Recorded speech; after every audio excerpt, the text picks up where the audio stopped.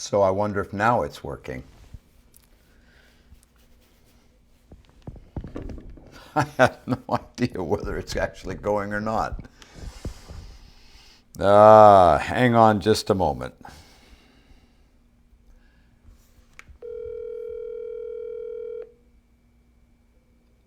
Am I out there, everybody?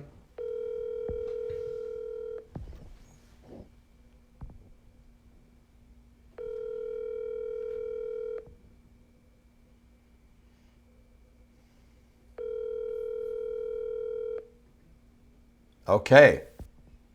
It looks like we're actually on air. I am talking to you tonight from Kirtland, Ohio. And I think, hang on a second, I'm getting everything, all the kinks worked out here.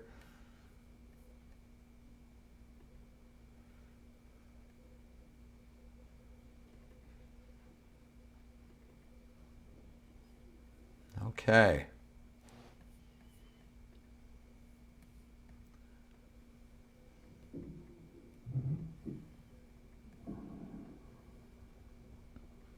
Okay.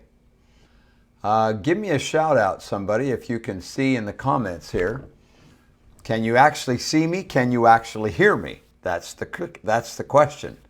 I'm going to wait and see if you can actually hear. And I'm, like I said, I'm near Kirtland, Ohio, and I'm out on a church history tour. And we have had the most incredible day today. Like, you're not going to believe the day we've had today. So yeah, okay, Beth says that you can both see me and you can hear me. Now, I have 9:52 p.m. here where I'm at in Ohio, and I wasn't supposed to go on the air, but when I pulled up the computer, it said that I was on and supposed to go right now. So, okay, comments are saying that you can see me and you can hear me. All right. Well, with that, then, I am going to jump in with both feet. Again, I'm on a church history tour. I am with 96 of the most wonderful people in the world. And I say that because you've never seen anybody who has had to exercise more patience than the people that are with me on this tour. Oh, mercy. COVID has really messed up church history sites, but we're getting it all figured out. Yes, I know, my hairdo is a mess. There. That better? I've been out in the sun and in a hat all day long. All right, so today we were visiting sites in and around Kirtland. My first story I'd like to share with you tonight, and again, please, if you would, I always say this, but I mean it from the bottom of my heart. Please have a prayer in your heart tonight for this fireside, because the things I want to share are in connection with church history, with American history, and for mothers. I would really like to make mothers feel good tonight. And I recognize and I walk carefully because I realize that sometimes the most well-intentioned Mother's Day talks wind up making mothers feel terrible, feel guilty. I don't want any of that tonight. I just want you to have a good close to your Mother's Day. All right, so this first story is a Mother's Day story, an American independence. All right. Just a few days ago, we were in Philadelphia, Pennsylvania, touring the sites around Independence Square. We had, as I said, there was about 96 of us in total were in the group, and we were having a lot of fun. We got to spend the whole day in Philadelphia. At one point, after we had completed the official group tour and I'd taken everybody around, we turned everyone loose for free time to go back and see what personally interested them. Now, some of my people went back, of all places, to the Liberty Bell. In that group was one dear sister I have come to love in our group right now, named Carol. Carol is blind. As they got back to the Liberty Bell, everyone else stood outside the barriers and gazed admiringly at the Liberty Bell.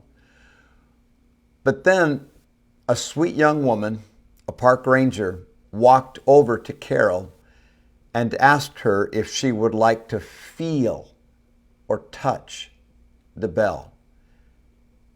She then gave Carol a pair of white gloves and took her inside the barrier, and only her, and led her forward, can you imagine, to actually touch the Liberty Bell. Carol walked around the bell, feeling it with her gloved hands. When she came to the crack in the bell, she ran her hand up the length of that crack. I was not there, but members of my group came back and told me what an emotional and touching experience it was to watch this. Especially, they said, as another of the park rangers leaned over to them during Carol's little tour and told them what a, quote, rare experience it was to have that opportunity. Even as the other members of the group told me about what they'd seen, tears were shed. It was very emotional. Later on, I found Carol and I asked her to tell me what her experience was like. And she described to me that her whole body tingled as she touched that bell. And she said it was tingling again even as she told me the experience. It was a choice and beautiful experience for everyone involved. Now, I've been thinking a lot about that, the kindness of a young park ranger and a dear sister who wanted to experience it for herself but couldn't see it. I haven't been able to get it off my mind. To me, that moment in America's birthplace means everything to America's future.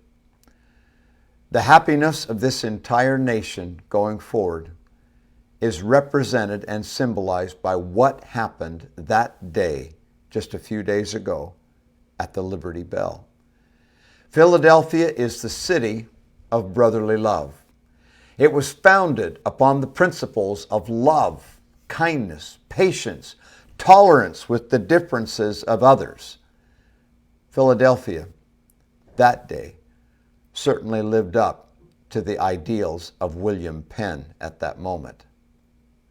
Now, my dear friends, again, I can't get that story off my mind. What do we do when someone we know does not see things the way we do? Do we ignore them, shun them, or worse yet, hate and vilify them? Or do we take them by the hand in kindness and love and gently, patiently lead them to know what we know? I think you can see that what I saw at the Liberty Bell symbolizes the whole future of America. The liberty and happiness of the people of the United States from this day forward will be directly proportional to our love and patience with one another. Let not the love of men wax cold in our hearts and in our land. That is my prayer.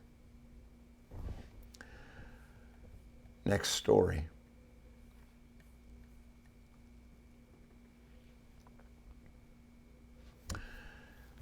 I think you'll recognize this. I've talked about it before, and it comes from the book about stories of the hymns. Grace Knoll was born in Inland Township, Iowa, October 31st, 1877, in the middle of a family of 7 children. Grace said, "A happier, healthier girl it would have been hard to find."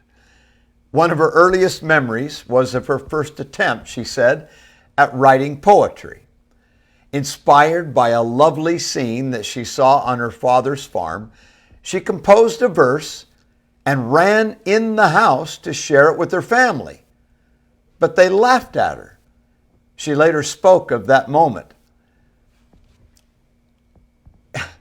and said that laughter by her family nipped a budding poet.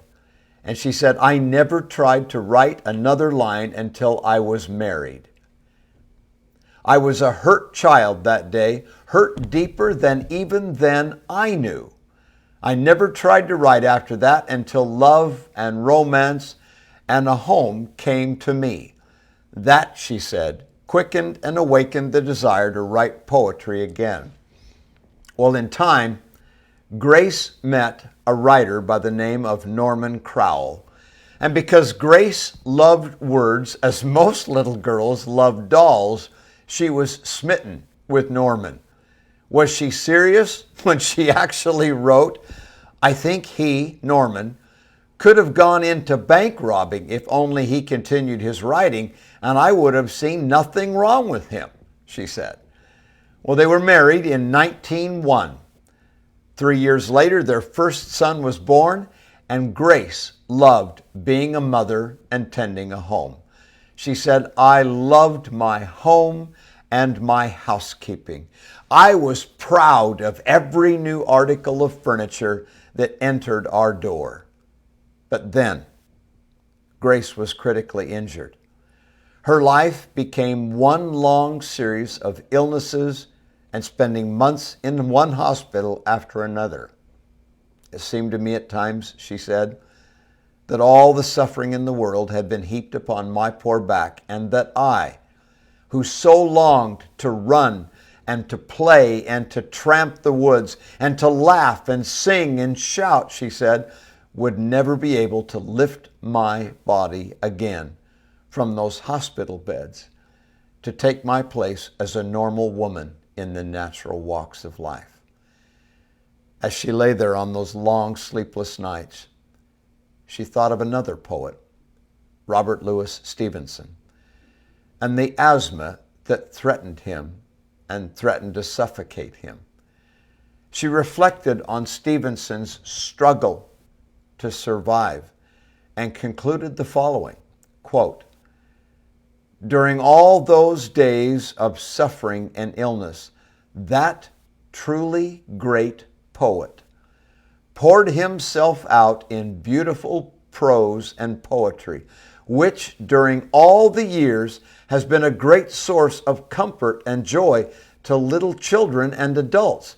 The thing that made Stevenson great, she concluded, was his deep and undying sympathy because he had suffered. End of quote. Grace prayed that some good might come of her suffering, and for the first time since the age of 8, she ventured once again to write, this time a little poem called A Prayer for Courage. The poem was written and sent out, and immediately, Grace said, the letters began to come back to me from fellow sufferers. The response Grace received heartened her and gave her courage and vision.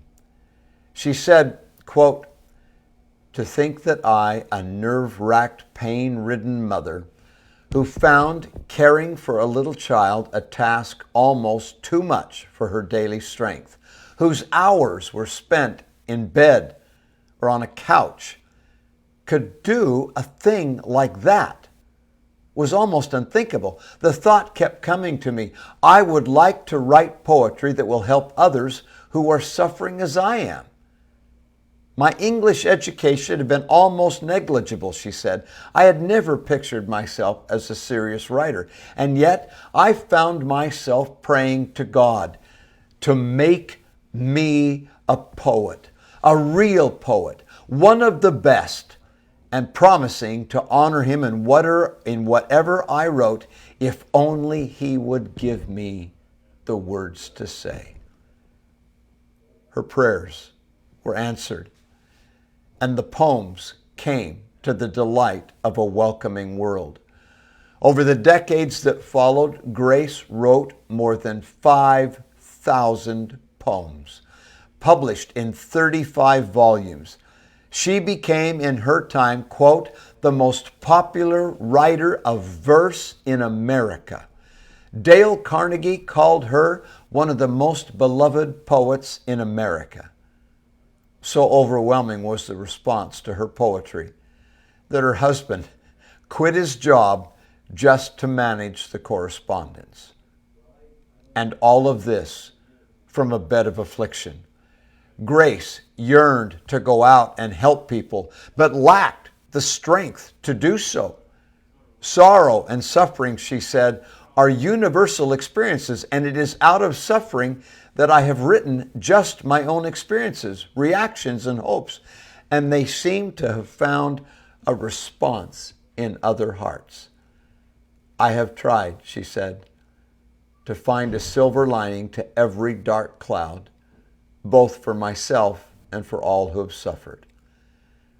It is profoundly significant, therefore, knowing this story, that it was Grace Crowell, the crippled mother and housewife, who never could get up from her bed of affliction, who wrote these words. Because I have been given much, I too must give. Because of thy great bounty, Lord, each day I live. I shall divide my gifts from thee with every brother that I see who has the need of help from me. Because I have been sheltered, fed by thy good care, I cannot see another's lack and I not share. My glowing fire, my loaf of bread, my roof's safe shelter overhead, that he too might be comforted. Because love has been lavished so upon me, Lord, a wealth I know that was not meant for me to hoard. I shall give love to those in need, shall show that love by word and deed. Thus shall my thanks be thanks indeed. I love that. It's all about attitude.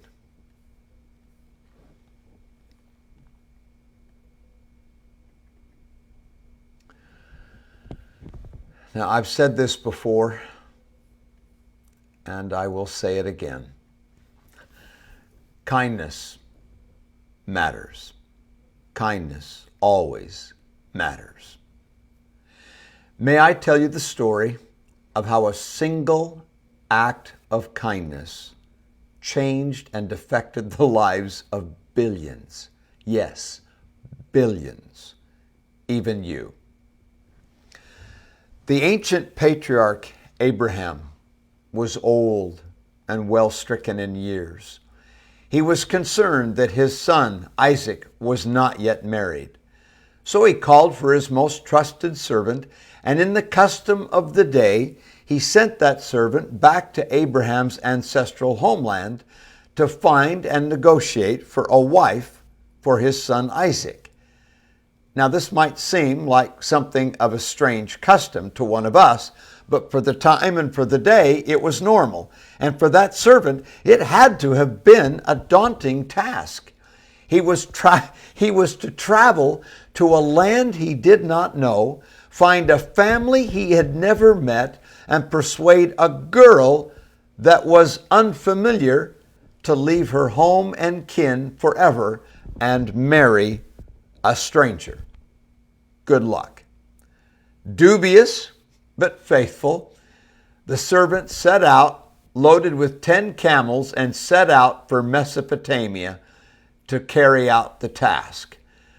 Arriving at the well on the outskirts of the designated village, just as the women were coming out to draw water from the wells.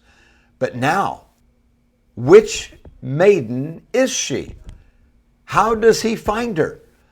The servant prayed, O Lord God of my master Abraham, let it come to pass that the damsel to whom I shall say, let down thy pitcher, I pray thee, that I may drink. And she shall say, drink, and I will give thy camels drink also.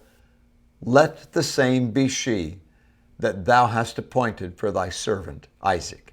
End of quote.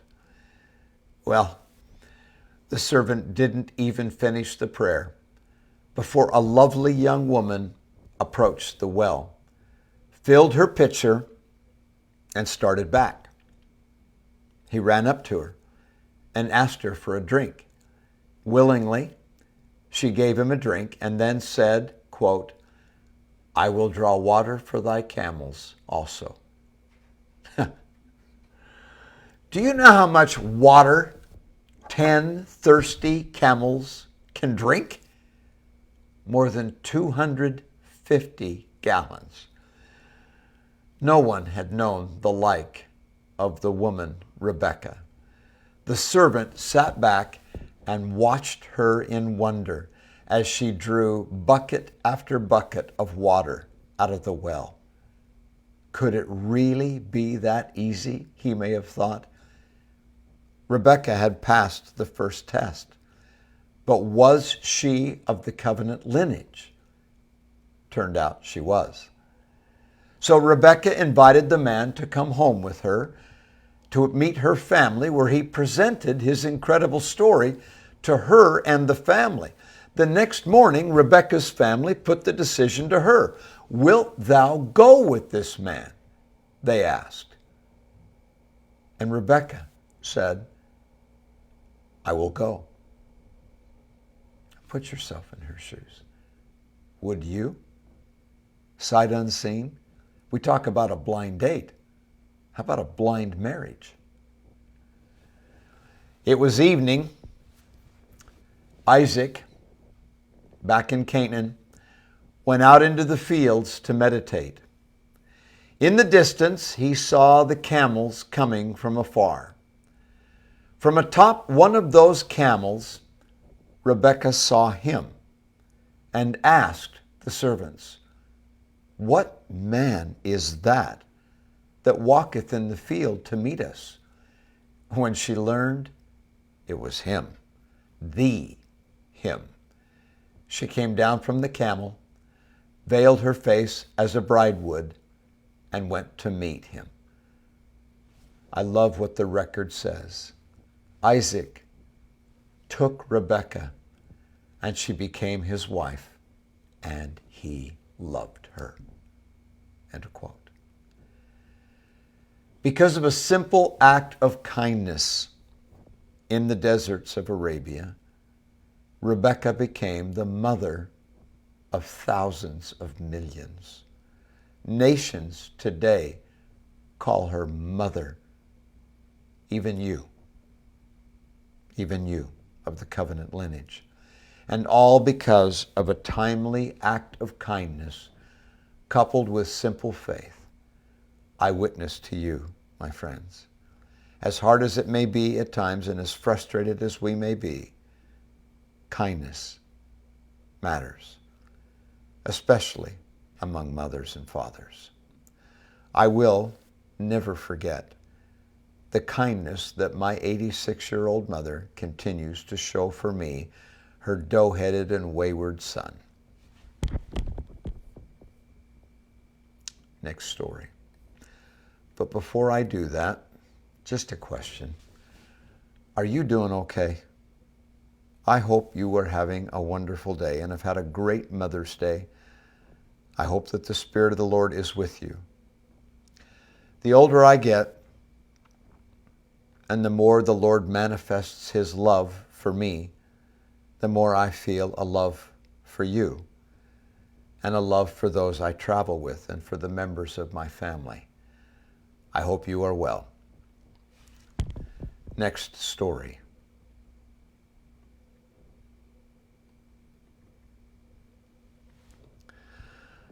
April 12th, 1847. Hang on. April the 12th, 1847, Elm Grove, Iowa.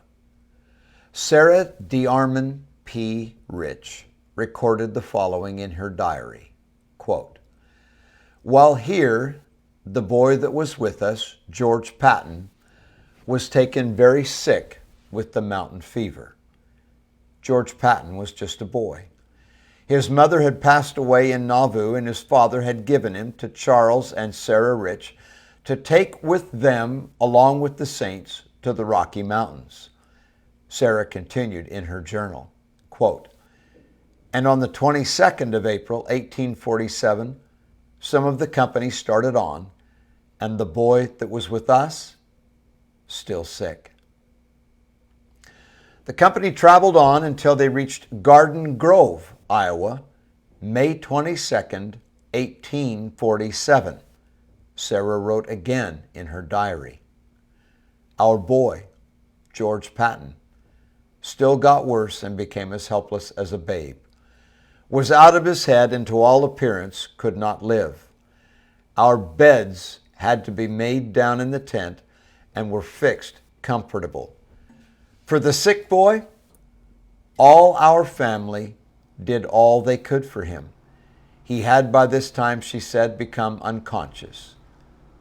Mr. Rich came to my bed and called to me and wanted to know if I could watch over the boy for a while, for he must have a little rest."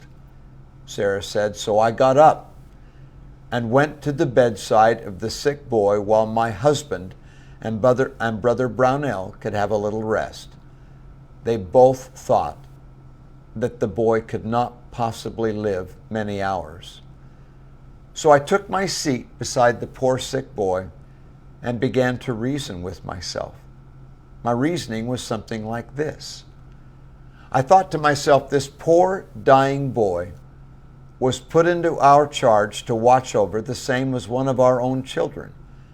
Could we give up on one of our own children to die without using all the faith within our reach to plead with the Lord to spare the dear one and not take it away from us? This boy had no mother. To plead with the Lord to spare the dear one and not take it to impress upon me what to do for poor George, for he was a good boy and we all loved him." So she said, "So when I got up from praying, I was led by my feelings to put a teaspoonful of consecrated oil in his mouth. His tongue was drawn far back in his mouth and was very black, and his breathing rattling and heavy, and his eyes to all appearances set in his head. I did not see," she said, "that he swallowed the oil. So I anointed his face and head with the oil, asking the Lord to bless the same. Then, in a little while, gave him another teaspoonful of oil, asking the Lord at that same time with a humble heart to spare the boy and accept of my feeble efforts on his behalf. I felt brokenhearted before the Lord, and to my great joy, I noticed that George opened his eyes and looked upon me as though he was astonished. I said to him, 'George, do you know me?' He spoke in a whisper, 'Yes.' Oh, how glad I felt by this time," she said. Mr. Rich had woken up and inquired how the boy was, saying afterwards that he almost feared that he was gone. I said to him, "Come and see." The boy looked at him and smiled, which astonished Mr. Rich so much that he turned to me and said, "What has caused such a change?" I said to him, "Prayer and faith and hope in our Father in heaven." I told my husband what I had done and how humble I had felt while praying to the Lord to spare the boy's life. My husband was truly affected and told me that the boy's life would yet be spared to be a blessing to me at some future time. And from that time on, she wrote, the dear boy continued to mend slowly and got well. Now, in later years, Charles C. Rich would become Elder Charles C. Rich of the Council of the 12 Apostles.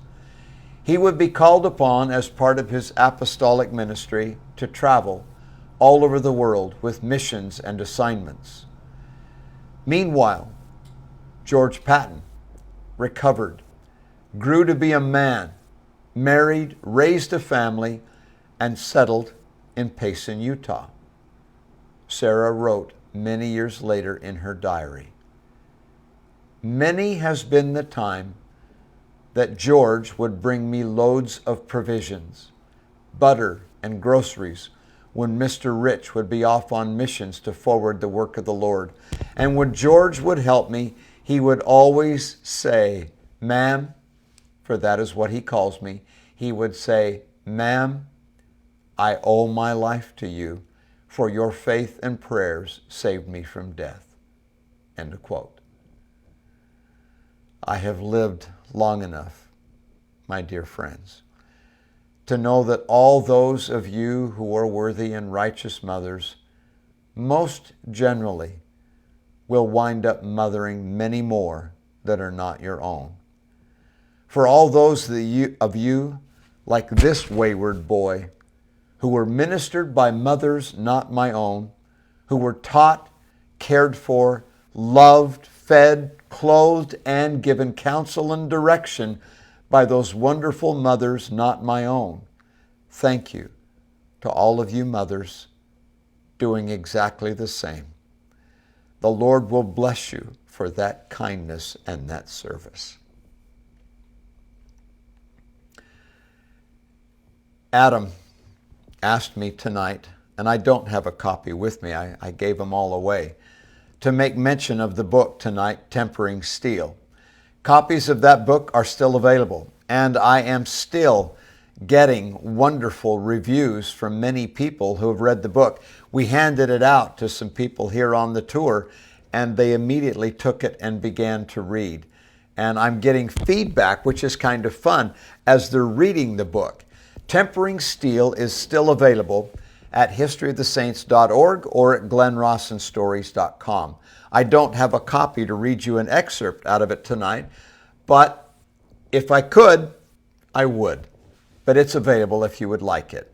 Also, Adam asked me to make reference, and I quoted one of the stories a moment ago about Grace Crowl. The book, Stories of the Hymns, you would not believe how many copies that book has sold. I cannot believe how popular that book has become. It is still available at glenrawsonstories.com. All right.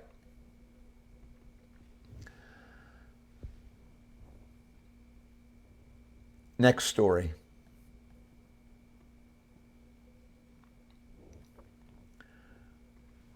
Okay.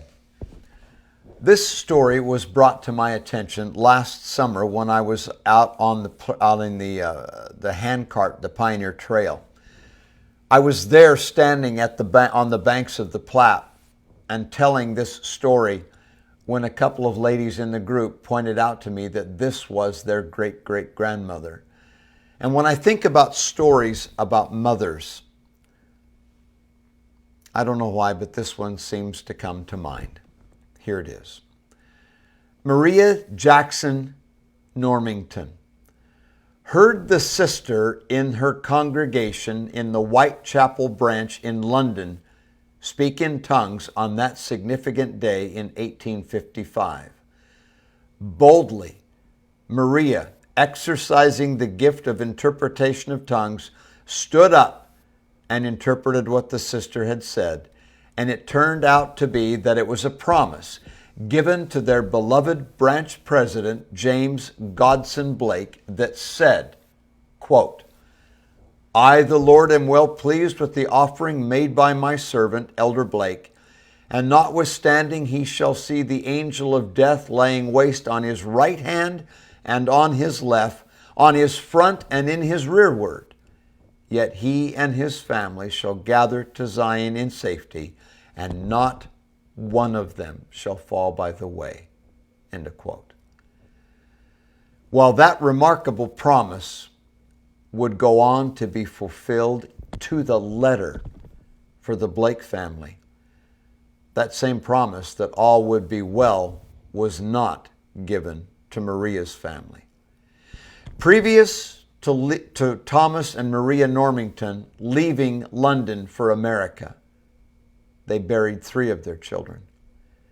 After arriving in America, their little son Daniel died on August 12th, 1856, as the family was about halfway between their starting point in Iowa City and the resupply and regrouping camp in Florence, Nebraska.